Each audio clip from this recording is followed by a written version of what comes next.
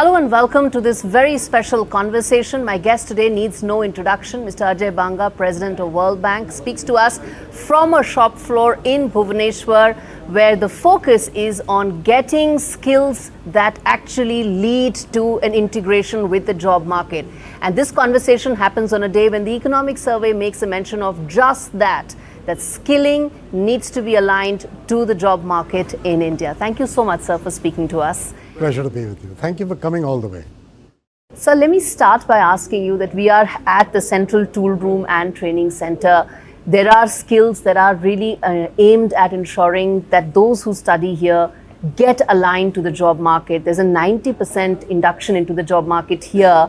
This is essentially what needs to be replicated at a larger scale. Yes, absolutely. So I think PM Setu is exactly aimed at this. And in fact, we're at a perfect time because yesterday our board approved an $850 million investment into India for exactly that, for PM Setu. And this is the kind of thing we want to promote. So there are three features about this location that I found very interesting. One of those is the fact that all the skills they're working on for all these young people are designed from the outside in, meaning it starts from what's the demand. So in this case, whether it's Chandrayaan or it's Tejas or it's other things they're working on, they start from that demand and work backwards into what kind of skills these young people need. And they hire people from school dropouts all the way to people who are in college. So it's actually quite a remarkable program for the last 30 odd years, and the gentleman who runs it has been running it for most of that time. But the second angle that's very interesting is a hub and spoke. So he's put up 7 extension centers, and so some skills are centralized here, and they haven't tried to dissipate every technology to every location, but others are out there, and that combination makes for a very cost-efficient, smart way to do it. And the third thing they've done well is that during the night shift, he converts from training to manufacturing spare parts for these kinds of things, space missions and air support fighters and sophisticated 1 micron kind of parts. And he uses the same young people to work on that and gives them a stipend as well. So what he's doing is this rare combination of out-in combined with these extension centers, combined with giving these young people a chance for hands-on production. And when you do those three things, he earns money from it as well, so he doesn't need any financial support. And I think this is just a really good example of how you could advance PM Setu along the lines. And sir, I know for you, all roads lead to job creation right now. Yes. Essentially that's your focus. You've realigned World Bank as well. The overall thought has changed. And this actually benefits a country like India. We have millions joining the workforce, the youngest population. And that demographic dividend needs to lead to jobs. How can we scale up models like these? And where does the participation of World Bank come in there? Yes. So the focus of the bank is completely jobs, jobs, jobs. I don't mean jobs only by being employed with a micro or small, medium enterprise or a large company or a global company. Those are important, but also entrepreneurs. And I think India is bursting with lots of entrepreneurial energy as well. And so I mean all that. By a job, I don't mean working for someone. It could also be you starting your own business and employing others. The idea is to get young people hope and ambition, not just a demographic dividend in terms of age or bulge coming through, but actually a dividend in terms of their future. A friend of mine once said to me that poverty is both a state of being and a state of mind. The being you can fix even with handouts. Mind needs hope and ambition. That's what a place like this is providing. And I think that's how this fits in. It fits in because the best way to get rid of poverty in your mind and your being is to give you the opportunity. I met young kids today who've got employed with Maruti Suzuki, and they're 19 years old. They're going to earn 5 to 6 lakh rupees a year. Their seniors are currently in Japan. Now, if you think about this young guy, he's 19. I've met these young girls from tribal areas. I mean, you're transforming their future because you're not only making them earn money, but you're opening their mind to the possibilities they deserve. That's where this fits. That's why jobs are so important. And jobs don't get created in a vacuum. You have to work really hard at them. India needs to create 12 million jobs a year. That's not a small task. And of course, the more of them you create in the formal sector, the better off you'll be, whether it's entrepreneur or working for someone. But you will probably need a mix of both formal and informal for some time to come. but you've got to keep working this. And I was explaining to some people earlier that if you look at the 3 pillars of job creation, the first one is infrastructure. Physical, roads, bridges, airports, digitization, power, energy, and India has done lots of strides in the last decade or so on that space. There's more to do, but lots of strides. But then it's also human infrastructure, education, healthcare, skilling, because that's the key of the foundation. The second is you need the right business policies and the right environment for the private sector to create jobs. Jobs are created in the private sector. Government enables, the private sector creates those jobs. But for them to work, whether you're a small company or a large one, the less the regulation, while you're protecting your citizenry, the easier to open businesses, the easier to do work, the less friction, the better off you are. I mean, GST is an example of reduced friction. Yes. Because you took away these nakas on every municipal corporation that I dealt with when I was working in Nestle here. वो ऑक्ट्रा नाका पे train फंसते थे, trucks फंसती थी, वो सब खत्म हो गया with GST. So that's one example. You need many more of these, and the PM is working on land and labor reform as well for that very reason. And then you need the catalytic capital for the private sector, both insurance and capital for them. And the World Bank can help in all 3. Our public arm, IBRD, our International Bank of Reconstruction and Development, helps with the foundational infrastructure and skilling. And the second one is our knowledge bank, which in some ways is even more valuable than the money bank. We can help with policies and business practices from our expertise around the world. And then our private sector arms, IFC and the Insurance Guarantee Agency and our Sovereign Investor Dispute arm can help with the private sector. So we have the components to help, and we are about to launch a new 5-year country partnership framework with India tomorrow. And I think you'll see a lot of this in there. Before I come to the country partnership, I want to ask you on the 3 parameters that you mentioned, yes, infrastructure. The 3 pillars, yes. Yeah, the 3 pillars. Infrastructure being one, human capital being the other, ease of doing business, all areas in your assessment, what should be the next focus areas for India to really build on the momentum that it has achieved so far? I mean, I think skilling and healthcare are very important, because this young population, you talked about a demographic dividend. Yeah. So a demographic bulge becomes a dividend when? First, when they're growing up, they must get education, healthcare, clean air, clean water. India has a lot of work to do on all 4. The second is, once they're ready, 18 years of age, they should get an opportunity to have ambition, hope, like these young kids going to Maruti Suzuki. That is the kind of thing I'm talking about. So that's very important, this education, skilling, healthcare. I think on the physical infrastructure, to be completely honest, India is making enormous strides. And I think all they need to do is just keep going with those roads that make sense to where they're going, connect the ports to them, connect all the infrastructure you can do. I think electricity needs even more work, because while you've done enormous installations of electric power, you still have a fair mix of coal in it. And that's economical for you right now. But as time goes by, you're going to need even more, because AI, India is one of the few emerging markets where you may be able to play a full AI game because of the computing power and the data sets you have and the kind of people you possess. But you're going to need energy. Enormous amount of energy and electricity for right? that. Yeah, so I think yes. that part needs continuous work. And if you do it in a smart way, even in this state, you should do it in a climate resilient way. And if you do that well, then you get all the right virtual cycle working there. And then on the business reforms, there's much work to do still. There's a lot that's been done, but we produce a report called the Be Ready report.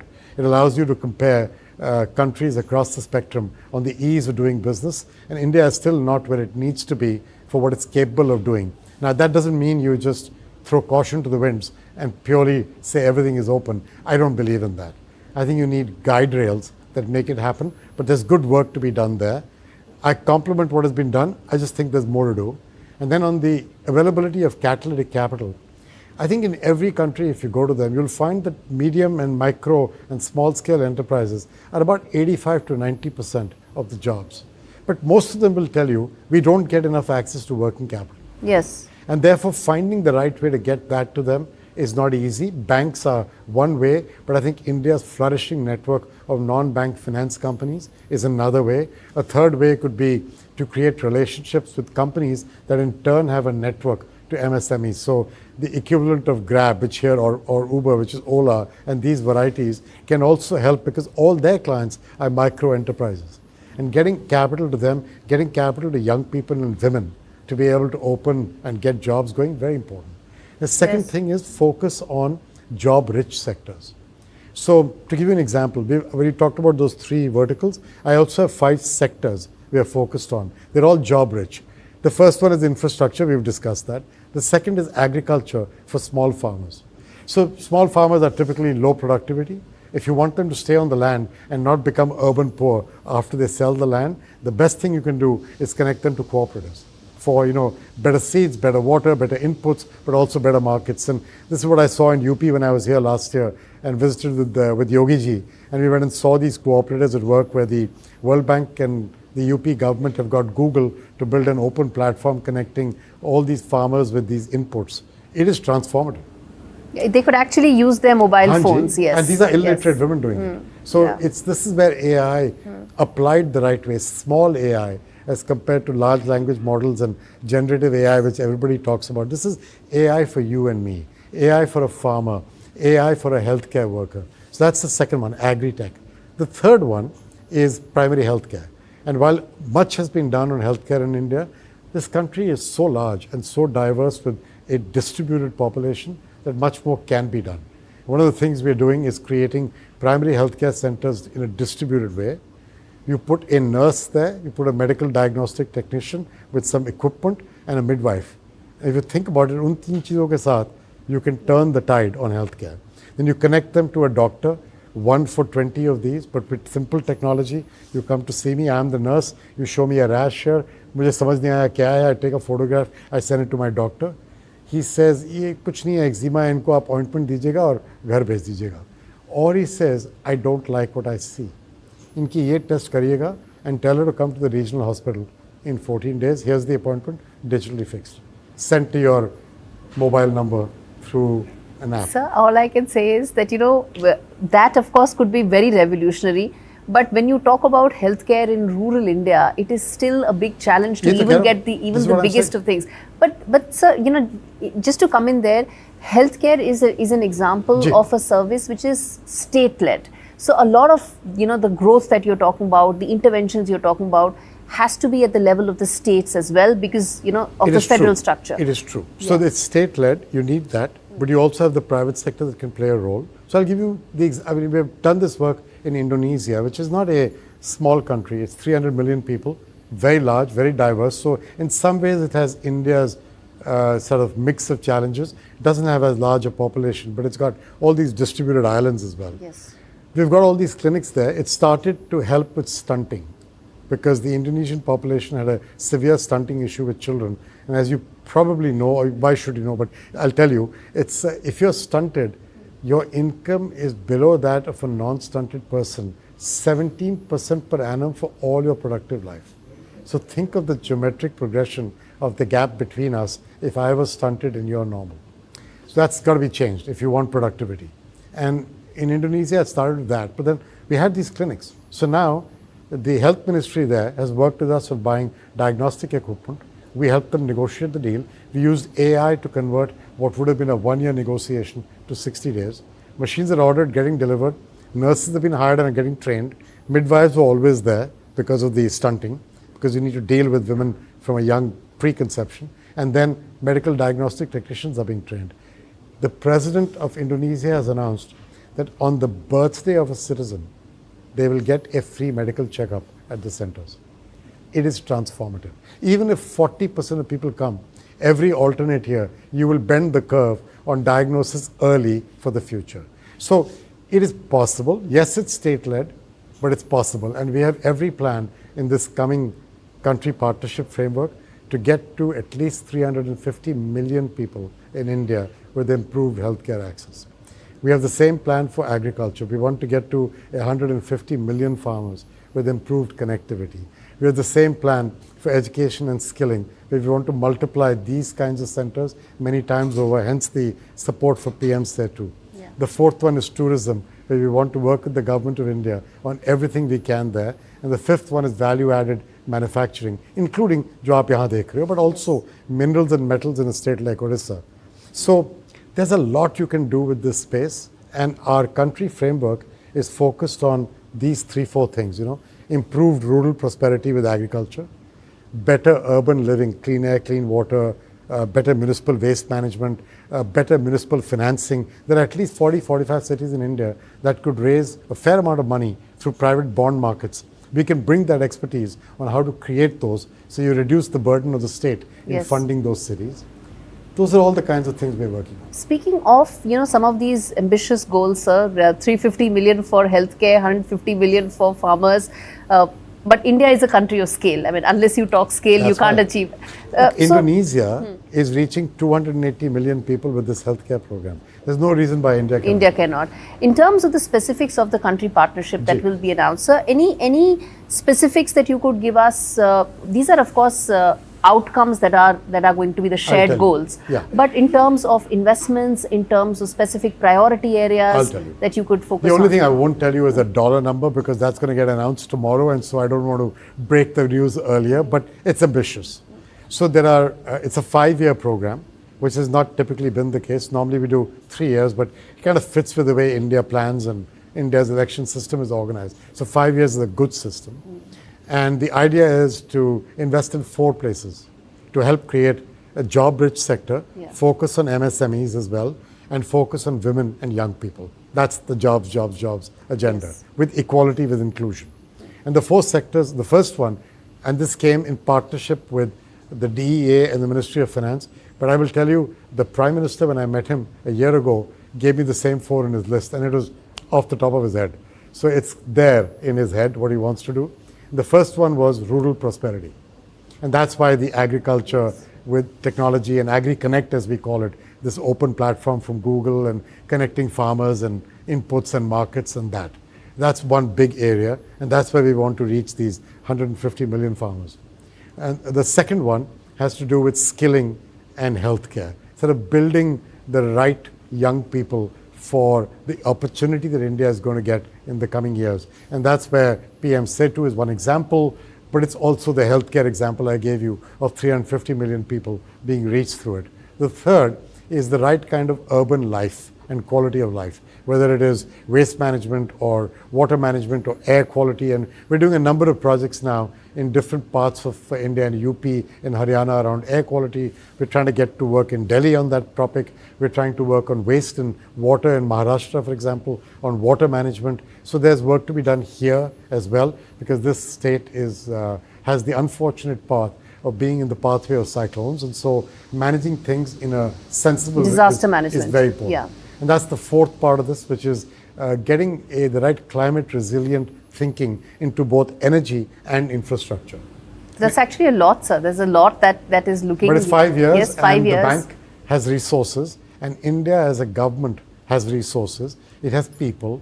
If not here, where? Yeah. Right? So what will the partnership be like? Will it be like a 50-50 sort of a partnership? And you're not giving us a dollar number, sir. So but tomorrow you'll get it. Tomorrow, it's an ambitious number. I must push it. Remember, IFC and MEGA don't require contributions from Indian government. Yes. It does require the private sector to step up, both local Indian private sector, but also international players who might be interested in playing that here. There is one third aspect that we have, which is called ICSID, which is the settlement of disputes between sovereigns and investors. And about 150 odd countries are signed up for it. It allows a foreign investor to get a sense of comfort that they will have a recourse. And I think one of the things I want to work with India on over time is to get India to be a signatory of ICSID as well. When you put those together, IFC, MEGA and ICSID, that's the private sector part of it. Then there's what we would do with the public sector. That's where you need both our money and domestic money at a state level, municipal level, but also at the center. And I think you'll find very constructive dialogue with the center and with the states there. And like I said, we've been to UP. We're doing this here in Orissa with Agri-Tech, and I'm going to meet the Chief Minister after this and work with him as well as the private sector here on these very topics. One of the biggest things that came out of the economic survey today, sir, which talked about the state of the economy, which talked about the kind of growth rates that India is projecting. It's about 6.5% to 7% on a base where you've already seen about 7.3% of growth rate. So you're talking about a higher growth trajectory for India? As someone who understands and has that 30,000 feet view of both the world economy and the Indian economy, how do you see these growth rates, and also what you think could be the potential challenges that we sort of need to keep in mind? Yeah. Well, the world economy did better than people thought in the last year and a half. And I think part of that is the US did better than people expected. But the other two countries that did better than the math that was done earlier were India and China. And India had the highest growth rate of any of those three at 7.5% odd. We're actually, as the bank, we're quite constructive about India's future growth rates. And the reason for that is that combination of things I talked about. The investment that's going into infrastructure, more needs to be done, but don't discount the impact of what has been done. You know what I mean? And so there's, like logistics, for example, there's work to be done on smoothing the flow of logistics. There's work to be done on bringing down the cost of logistics as a percentage. Yeah. But India has made huge progress, and I think that's a big start there. There's more to be done. 14%, we need to bring it down to single digits. Although some have calculated that the 14 is not right, and the actual number is lower because the manner in which that calculation happens. But yes, it's not, it is still in double digits. It needs to come down to the high single digits to be truly competitive as a base. The second part is the skilling and education part. You have the raw talent, you have the numbers. Can we convert that talent and numbers into a productive workforce that powers India's growth in the coming period? And I think you can't do that without both education and healthcare. They have to be delivered together. And then the aspect of business reforms, honestly, I think the government is quite keen to make real progress in it.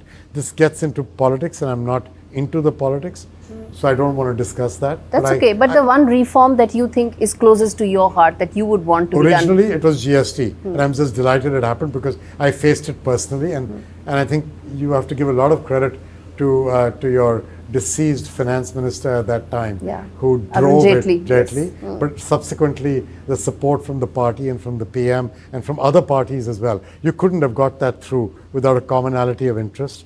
I think all you're doing with land and labor reform is going to be very important. Because, when you want to set up businesses, the ability to open a business with ease is really important. The simpler you can make it to do that, if it takes you 100 permits to open a hotel, that's a pain. If it takes you 20, which still covers what you need as a society to ensure that people don't do the wrong thing. You got to do the right thing. Yeah. But within that, the lesser, the easier you can make it, the quicker off you are. Digitization is a big opportunity. You've got the highway built. Can you use that highway to do even more is the kind of things that I think we can work on. And then, I think signing this sovereign investor dispute treaty would be amazing because you'll get foreign investors feeling confident that they can further invest in India. These are all, none of them by themselves is a boundary shot. But each of them is the singles and twos that you're adding onto the board in a 20-over game that allow you to play the boundary shots at the end. You got to keep the ball going and the scoreboard moving. And I think that's the way to think about it, as compared to, the hit for the fences. One more thing, sir, I want to ask is that, one thing that the government said today, again, the survey, simply because, it's just so important, it said that risks are actually elevated. And, this is because of the global political risks that surround us. Your views on that, and is there a way to sort of reduce any of those risks impacting our growth journey? So one good thing you do have is it comes with the case is the contribution of different aspects to your growth and economy. Exports is a lower percentage than it would be in a country that is more export dependent. That doesn't mean that certain exporters don't hurt when there is a tariff or there is a fluctuation in currency. They do. Yes. I'm not discounting that. You have to worry about those. But on the whole, at a macro level, which is where your question came from, because exports is a lower percentage of the economy than domestic consumption and savings and capital formation, you actually have a more balanced economy in that sense. And the upside to you is, can you build out your exports further?